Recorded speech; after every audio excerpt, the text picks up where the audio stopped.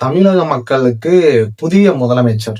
தமிழக மக்கள் எவ்வளவோ அப்படி இப்படின்னு சொல்லி போராடி புதுசா ஒரு முதலமைச்சரை மக்கள் எல்லாரும் சேர்ந்து ஆதரிச்சு கொண்டாந்து முதலமைச்சர் சீட்டுல உட்கார வச்சுட்டீங்க. தமிழக வெற்றி கழக தலைவர் விஜய் அவரும் தமிழ்நாட்டோட சிஎம் விஜய் அப்படின்னு சொல்லலாம். தமிழ்நாட்டோட சிஎம் விஜய் அவர்களும் எலெக்ஷனுக்கு முன்னாடி மக்கள் கிட்ட பல விஷயங்களை சொல்லி பல ஊழல் குற்றச்சாட்டுகளை சொல்லி அது இதுன்னு சொல்லி மக்களோட மனசை மாத்தி இன்னைக்கு மக்களோட பேர் ஆதரவை பெற்று முதலமைச்சரா உட்காந்துட்டாரு. ஓகே, முதலமைச்சரா உட்காந்தாச்சு, அவ்வளவுதான், இனிமே நம்ம ஃப்ரீயா இருக்கலாம் அப்படின்னு அவர் நினைச்சாருன்னா அதுலதான் இருக்கு அவருக்கு மிகப்பெரிய ட்விஸ்ட்.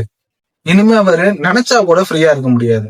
அதாவது இப்ப தமிழ்நாட்டு அரசியல் எந்த மாதிரி ஆகி போயிருச்சு அப்படின்னா, தமிழக மக்கள் எல்லாருமே அதை ஃபுல் டைம் வாட்ச் பண்ண ஆரம்பிச்சிட்டாங்க. என்னைக்கு விஜய் அவர் அரசியலுக்குள்ள வந்தாரோ என்ன நடக்குது அப்படின்றத இன்ச் பை இன்ச்சா வாட்ச் பண்ண ஆரம்பிச்சிட்டாங்க.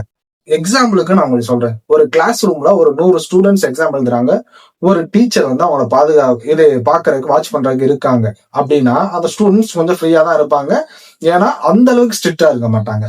டீச்சர் ஸ்ட்ரிக்டா இருக்கணும்னு நினைச்சா கூட இருக்க முடியாது. ஆனா இப்ப எந்த மாதிரி ஆகி போயிருச்சு அப்படின்னா, தமிழ்நாட்டுல உள்ள 8 கோடி மக்களும் விஜய் என்ன பண்றாரு, அவரோட அடுத்த மூவ் என்ன, சட்டசபைக்குள்ள என்ன நடந்துகிட்டு இருக்கு, சட்டசபைக்குள்ள ஒரு எம்எல்ஏக்களும் எந்த மாதிரி ரியாக்ட் பண்றாங்க, அவங்களோட ஆக்டிவிட்டிஸ் எந்த மாதிரி இருக்கு, என்ன பேசுறாங்க, எப்படி பேசுறாங்க அப்படின்றத உன்னிப்பா இன்ச் பை இன்ச்சா பாத்துக்கிட்டு இருக்காங்க. அதனால இனிமே அவங்க தப்பு பண்ணணும்னு நினைச்சா கூட ஈஸியா மாட்டிக்கிடுவாங்க. அந்த அளவுக்கு இருக்கு இப்ப தமிழ்நாட்டுல உள்ள எம்எல்ஏக்களோட நிலைமை. நேத்து பதவி ஏற்பு விழா பிரம்மாண்டமா நடந்துச்சு. திரு ஜோசப் விஜய் அவர் முதலமைச்சரா பதவி ஏத்துக்கிட்டாரு. இன்னைக்கு 232 எம்எல்ஏக்கள் பதவி ஏத்துக்கிட்டாங்க. சில எம்எல்ஏக்கள் அவங்களுக்கான அந்த ஃபார்மை கொண்டு வரல, அதனால பதவி ஏற்கல. இது போக அதிமுக மிகப்பெரிய ஒரு பேரிடியை சந்திச்சுக்கிட்டு இருக்கு. அதை நம்ம தனியா பார்ப்போம். ஓகே, விஜய் அவர்கள் அரசியலுக்கு வந்துட்டாரு, இனிமே ஃப்ரீயா ஆட்சி பண்ணலாமா அப்படின்னு கேட்டீங்கன்னா அதை பத்தி தான் பார்க்க போறோம். நான் ஏற்கனவே சொன்ன மாதிரி எல்லா மக்களும் அதை வாட்ச் பண்ண ஆரம்பிச்சிட்டாங்க. ஏன்னா விஜய் அவர்கள் மிகப்பெரிய ஒரு எதிர்பார்ப்போட இந்த சேர்ல உட்கார வச்சிருக்காங்க. ஆனா இதுல முதல் விமர்சனமே என்ன வைக்கிறாங்க தெரியுமா மக்கள்? 100 யூனிட் எல்லாத்துக்குமே ஃப்ரீன்னு சொன்னாரு. இல்ல 200 யூனிட் ஃப்ரீன்னு சொன்னார்ல. அதுல இப்ப மிகப்பெரிய ஒரு குழப்பத்தை முதல் அந்த கையெழுத்திலேயே மாத்தி பேசுறாரு விஜய். முதல் கோணம் முற்றிலும் கோணம் மாதிரில இருக்கு அப்படின்ற மாதிரி சொல்றாங்க. எதுக்காக அதை சொல்றாங்க அப்படின்னா, இப்ப முதல் சிக்னேச்சர் 200 யூனிட் ஒரு வீட்டுக்கும் ஃப்ரீன்னு சொன்னாங்க. அது இப்ப எப்படி போட்டிருக்காரு அப்படின்னா, 500 யூனிட்டுக்கு உள்ள யூஸ் பண்ற குடும்பங்களுக்கு மட்டும் 200 யூனிட் ஃப்ரீ, 500 யூனிட்டுக்கு மேல யூஸ் பண்றவங்களுக்கு வெறும் 100 யூனிட் தான் ஃப்ரீ அப்படின்னு சொல்லியிருக்காரு. சோ இதுல ஏகப்பட்ட குழப்பங்கள். இத விஜய் அவர்கள் பொதுமக்கள் வைக்கிற இந்த கோரிக்கைகளை கவனிச்சு இதுக்கு ஏதாவது பதில் கொடுப்பாரா, இல்ல இது அப்படியே கடந்து போய் அடுத்தடுத்து மக்களுக்கு வேற நல்ல விஷயங்கள் செய்யலாம் அப்படின்னு சொல்லிட்டு போவாரா அப்படின்றது தெரியல. அது நம்ம பொறுத்து இருந்துதான் பார்க்கணும். அடுத்ததான் மிகப்பெரிய ஒரு சம்பவம் நேற்று நடந்துச்சு. திருச்சியில எஸ்பி, அதுக்கு முன்னாடி ஒரு சம்பவம் என்ன அப்படின்னா, தமிழ்நாட்டுல உள்ள நிறைய துறைகளை உள்ள தலைவர்களை கூப்பிட்டு வச்சு நேத்து நம்ம சிஎம் ஜோசப் விஜய் அவர்கள் ஒரு மீட்டிங் நடத்தினாரு. தமிழ்நாட்டுல உள்ள இந்த சட்ட ஒழுங்கை ஃபுல்லா கரெக்டா பாதுகாக்கணும் அப்படின்ற பேர்ல. சோ நேற்று திருச்சியில எஸ்பி என்ன பண்ணியிருக்காரு அப்படின்னா, 300க்கும் மேற்பட்ட ரவுடிகளை கூப்பிட்டு ஒரு வார்னிங் கொடுத்திருக்காரு. ஒழுங்கா இருந்துக்கங்க, மாதிரி இல்ல, சட்ட திருத்தங்கள்லாம் ரொம்ப மாறிடுச்சு அப்படின்னு. சோ இது மக்கள்கிட்ட மிகப்பெரிய ஒரு வரவேற்பு கொடுத்துருக்கு. ஓகே, விஜய் சொன்ன அன்னைக்கு, அதாவது பதவியேற்ற அன்னைக்கே இந்த மாதிரி ஒரு சம்பவம் நடந்தது மக்கள் கிட்ட மிகப்பெரிய ஒரு ஆதரவு பெற்றிருக்கு. இன்னொன்னு விஜய் அவர்கள் பண்ணது மக்கள் கிட்ட என்ன ஒரு ஆதரவு பெற்றிருக்கு அப்படின்னா, எனக்கு இது பர்சனலா பிடிச்சிருந்துச்சு. ஆனா இதை அவரு ஃபாலோ பண்றது எவ்வளவு கஷ்டம் அப்படின்றது எனக்கு தெரியல. பார்ப்போம் எந்த அளவுக்கு கொண்டு போறாங்க அப்படின்றத. அதாவது ஜெயிச்சுட்டோம், ஒரு ஆட்டம் ஆடிடலாம் அப்படின்னு சொல்லிட்டு சில தாவேகா எம்எல்ஏக்கள், தாவேகால உள்ள அமைச்சர்கள் சில பேர் யோசிச்சாங்க அப்படின்னா அந்த ஒரு விஷயத்தை இப்பவே அரேஞ்ச் பண்ணிருங்க. அது இந்த விஜய் இருக்கிற வரை நடக்காது அப்படின்னு சொல்லியிருக்காங்க. இது எனக்கு பர்சனலா ரொம்ப பிடிச்சிருந்துச்சு. தமிழக மக்கள் கிட்ட மிகப்பெரிய ஒரு வரவேற்பு எதிர்பார்த்துச்சு. சரி, ஓகே, இவர் அவங்க கூட உள்ளவங்களே தப்பு பண்ணா கூட கேள்வி கேட்பேன் அப்படின்னு சொல்லி மக்கள் கிட்ட ஒரு நம்பிக்கையை விதைச்சிட்டு போயிருக்காரு விஜய். சோ இது உண்மையாவே ரொம்ப பாராட்டத்தக்கதா இருந்துச்சு. முக்கியம் ஆதவ அர்ஜுனா அவங்க மேல எல்லாம் மிகப்பெரிய ஒரு மக்கள் என்ன சொல்றாரு, ஒரு சந்தேகத்தோட இருந்தாங்க. இவர் வந்து ஆல்ரெடி லாட்டரியில மிகப்பெரிய ஒரு பிரச்சனைகள் எல்லாம் ஈடுபட்டவர். இவர் வந்து ஜெயிச்சதுக்கு அப்புறம் ஏதாவது வந்து தப்பு பண்ணிடுவாரோ அப்படின்லாம் வந்து பயந்தாங்க. ஓகே, இருந்தாலும் இவர் சொன்ன ஒரு காரணத்துக்காக அவர் கேட்டுட்டு ஒழுங்கு ஆட்சி பண்ணுவாரா அப்படின்றது நமக்கு தெரியாதுல. பார்ப்போம். ஆட்சிக்கு வந்துட்டாங்க. இனிமே அவங்க ஒழுங்கா ஆட்சி பண்றாங்களா இல்லையா அப்படின்றத கொஞ்சம் கொஞ்சமா தான் பார்க்கணும். ஏன்னா இப்ப வந்து முழுக்க முழுக்க எந்த மாதிரி இந்த அரசாங்கம் வந்து செயல்பட போகுது, விஜய் அவர்களோட சர்க்கார் வந்து செயல்பட போகுது அப்படின்னா முழுக்க முழுக்க டிரான்ஸ்பரண்டா இருக்க போகுது. ஏன்னா அவர் வந்த உடனே என்ன சொல்லிட்டாரு அப்படின்னா, கஜானாவே காலியாகி போய் கிடக்கு, 10 லட்சம் கோடி ஊழல் பண்ணிட்டு போயிருக்காங்க, கடன் வச்சுட்டு போயிருக்காங்க, அந்த மிகப்பெரிய ஒரு சுமையை இப்ப நான் தான் தூக்கி சுமக்க போறேன், அதனால கொஞ்சம் அவகாசம் கொடுங்க அப்படின்னு சொல்லி கேட்கிறாங்க. இதை வந்து ஸ்டாலின் அவர் வந்து என்ன விமர்சனம் பண்றாங்கன்னா, சும்மா வந்த உடனே மக்கள் கிட்ட இந்த மாதிரி பொய்யெல்லாம் சொல்லி தெரியாதுங்க, என்ன காசு இல்ல, மக்களுக்கு செய்யணும்ன்ற மனசு இருந்தா போதும் செய்யணும் அப்படின்னு சொல்லிட்டு ஸ்டாலின் அவர் வந்து சொல்லியிருக்காரு.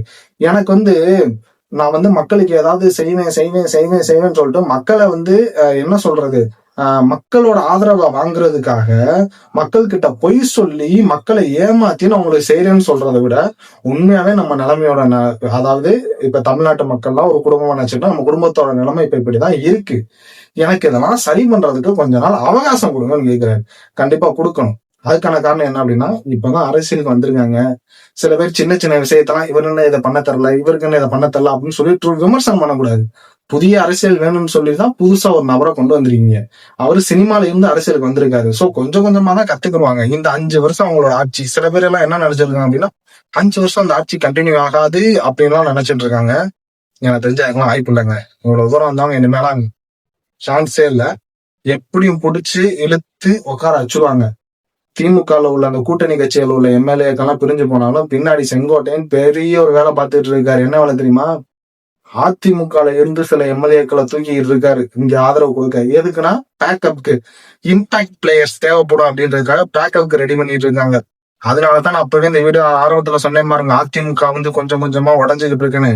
ஆமா, 4-5 எம்எல்ஏக்கள் சேர்ந்து அதிமுகவோட தலைமை வந்து சரியில்லை, எடப்பாடி பழனிசாமி அவர்களோட ஆட்சி வந்து சரியில்லாம தொடர்ந்து எல்லா தேர்தல்கள்லயுமே தோத்துக்கிட்டே இருக்கும். அதனால எடப்பாடி அதாவது அவரை வந்து சேஞ்ச் பண்ணணும் அப்படின்னு சொல்லிட்டு அதிமுக உள்ள சில தலைவர்கள் வந்து யோசிக்கிறாங்க. சில பேர் அதிமுக இருந்து உடஞ்சு வெளியே போயிட்டு இருக்காங்க. அவங்க கண்டிப்பா டிஎம்கேல போய் இனிமே சேர வாய்ப்பு இல்ல, டிவிகே சைடு தான் சேர வாய்ப்பு இருக்கு எனக்கு தெரிஞ்சு. சோ அதனால இந்த ஆட்சி இடையில எல்லாம் கவுறதுக்கான வாய்ப்பும் சான்சஸ் இல்ல. அது மட்டும் இல்லாம இதுக்குள்ள அதாவது இந்த 232 இன்னைக்கு வந்து என்ன சொல்றது, அவங்களோட பதவியை ஏத்துக்கிட்ட எம்எல்ஏக்கள் வந்து 232 எம்எல்ஏக்கள் தான் பதவியை ஏத்துக்கிட்டாங்க. அதுல நிறைய கொஞ்சம் சூப்பரான விஷயங்கள்லாம் நடந்துச்சு. டிஎம்கே உள்ள நிறைய எம்எல்ஏக்கள் வந்து முதலமைச்சர் அப்படின்ற ஒரு பொறுப்புக்கு மரியாதையை கொடுக்கல. அவங்க மட்டும் வந்தாங்க, சைன் போட்டாங்க, ஒரு வணக்கம் கூட சொல்லாம என்ன சொல்றது, இந்த சின்ன பசங்க வந்து ஸ்கூல்ல சண்டை போட்டுக்கிறாங்க பாருங்க, நான் பேச மாட்டேன், நான் பார்க்க மாட்டேன் அப்படின்ற மாதிரி சீப்பா பிஹேவ் பண்ணிட்டு போனாங்க திமுக உள்ள சில எம்எல்ஏக்கள். ஆனா சில பேர் என்ன பண்ணாங்க அப்படின்னா, எதிரியாவே இருந்தாலும் ஒரு வணக்கம் சொல்லிட்டு போனாங்க. இதுல விஜய் அவர்கள் வந்து மிகப்பெரிய செஞ்சது கொஞ்சம் நிகழ்ச்சியா இருந்துச்சு. செங்கோட்டையன் அவர்கள் வந்து என்னதான் அதிமுக இருந்து வந்திருந்தாலுமே அவர் வந்து நம்மளோட வயசுல மூத்தவர், அரசியல் அனுபவம் மிக்கவர் அப்படின்னு சொல்லிட்டு அவர் பதவி ஏற்கும் போது விஜய் அவர்கள் வந்து எந்திரிச்சு நின்றாரு. இன்னைக்கும் சரி, நேற்று சிஎம் பதவியேற்பு விழாவிலையும் சரி எந்திரிச்சு நின்றாரு. அது மட்டும் இல்லாம என்னதான் பிரேமலதா விஜயகாந்த் அவர்கள் வந்து விஜய் அவர்களோட அந்த எதிர்கட்சியான திமுக இருந்திருந்தாலும், கூட்டணி கட்சியாவே இருந்திருந்தாலும் அவங்களுக்கு பர்சனலா விஜயகாந்த் அவர்களை பிடிக்கும் விஜய் அவர்களுக்கு. அதனால பிரேமலதா அவங்க விஜய்க்கு வந்து சைன் பண்ணும் போது எந்திரிச்சு நின்று மரியாதை செலுத்தினாங்க பிரேமலதா விஜயகாந்த் அவங்களுக்கு. அது மட்டும் இல்லாம பிரேமலதா விஜயகாந்த் அவங்களுமே வந்து விஜய் அவர்களுக்கு வணக்கம் வச்சுட்டு போனாங்க. சோ இந்த மாதிரி என்னதான் எதிரியாவே இருந்தாலும் அந்த பொறுப்பு அப்படின்னு ஒண்ணு இருக்குல்ல, அதுக்கு மரியாதை கொடுக்கணும் அப்படின்ற ஒரு விஷயம் வந்து இருக்கு. சில பேர் வந்து இப்ப வந்து கேவலம் வந்து இந்த வீடியோ கீழே கமெண்ட் பண்ணலாம், இன்னும் அப்ப சொன்ன விஷயத்தை பார்த்து அவனுக்குலாம் நாங்களாம் மரியாதை கொடுக்க முடியாது, நாங்களாம் எப்படிப்பட்ட கட்சி அப்படின்னு சொல்லி சில பேர் கேவலமா பிஹேவ் பண்ணலாம். ஸ்டாலின் அவர்களே இருந்திருந்தாலும் எனக்கு தெரிஞ்சு ஒரு வணக்கம் வச்சுட்டு போயிருப்பாரு. எனக்கு தெரிஞ்சு அப்படிதான் ஃபீல் ஆகுது. ஏன்னா உதயநிதி ஸ்டாலின் அவர்களை விட ஸ்டாலின் எவ்வளவு பெட்டர் அப்படின்னு இப்ப எனக்கு கொஞ்ச நாளா தெரிஞ்சுக்கிட்டு இருக்கு. ஸ்டாலின் அவர்களோட கலைஞர் அவர்கள் எவ்வளவு பெட்டர் அப்படின்றது எனக்கும் அப்பவே தெரியும். அதாவது அவங்க சொல்றது புரியுதுன்னு நினைக்கிறேன். கலைஞர் சூப்பர், ஸ்டாலின் அவர்கள் ஓகே சூப்பர், ஆனா உதயநிதி அந்த அளவுக்கு அந்த கட்சியை செயல்படுத்தி கொண்டு போறா அப்படின்றது கேள்விக்குறியா தான் இருக்கு. அது போக என்னதான் எதிரியாவே இருந்தாலும் இன்னைக்கு மு.க.ஸ்டாலின் அவர்களை வந்து விஜய் அவர்கள் வந்து நேர்ல இப்பதான் சந்திக்க போயிட்டு இருக்காரு. அப்ப எடுக்கப்பட்ட வீடியோ தான் இது. சந்திச்சதுக்கு அப்புறம் என்ன பேசினாங்க, எப்படி அந்த இடத்துல சீக்வன்ஸ் எல்லாம் இருந்துச்சு அப்படின்றது எனக்கு தெரியல. மேபி நான் அடுத்த வீடியோல அப்லோட் பண்றேன். நீங்க என்ன நினைக்கிறீங்க? புதிய தமிழகம், புதிய முதலமைச்சர், கிட்டத்தட்ட 50 வருஷத்துக்கு அப்புறம் மிகப்பெரிய பெரிய ஆட்சி மாற்றங்கள் நடந்திருக்கு. தமிழ்நாடு இனிமே வளர்ச்சி பாதையை நோக்கி போகுமா? தமிழ்நாட்டுல நடக்கக்கூடிய எல்லா திட்டங்களும் டிரான்ஸ்பரண்டா நடக்கும் அப்படின்னு சொல்லிட்டு விஜய் அவர்கள் சொல்லியிருக்காரு. டிரான்ஸ்பரண்டா நடக்குமா? மக்களுக்கு நம்பிக்கை வரக்கூடிய அளவுல இவரோட அரசியல் இருக்குமா அப்படின்றத பொறுத்திருந்து நான் பார்க்க போறேன். நீங்களும் அதுக்கு தான் வெயிட் பண்ணிட்டு இருக்கீங்கன்னு நினைக்கிறேன். உங்களோட கருத்து என்ன? நல்லா இருக்குமா இந்த ஆட்சி? கீழே கமெண்ட் பண்ணிட்டு போங்க.